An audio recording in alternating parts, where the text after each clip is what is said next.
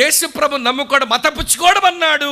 వీడు అనేయడమే కానీ ఆలోచించే అవకాశమే తీసుకోక వినండి మానసిక సోమరులు యేసు ప్రభు నమ్ముకోవడం అంటే మతం పుచ్చుకోవడం అంటారు.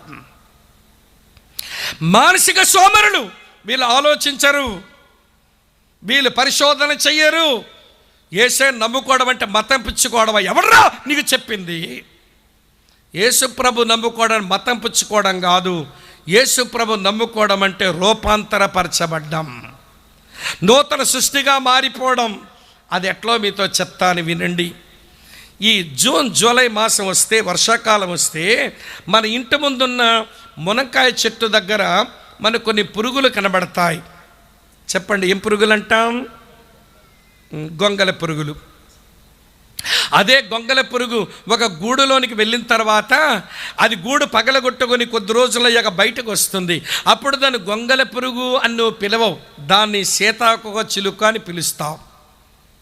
ఒకప్పుడు అది గొంగళ పురుగే, ఇప్పుడు సీతాకోక చిలుక అయింది. దాన్ని రూపాంతరపు అనుభవం అంటారు, ట్రాన్స్ఫర్మేషన్ అని అంటారు.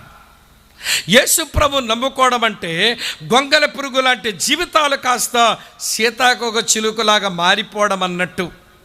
ఇది మీకు అర్థమయ్యేలా చెప్తాను వినండి.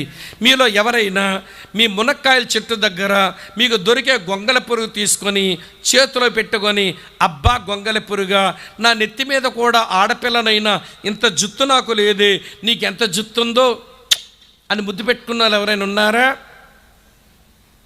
వస్తే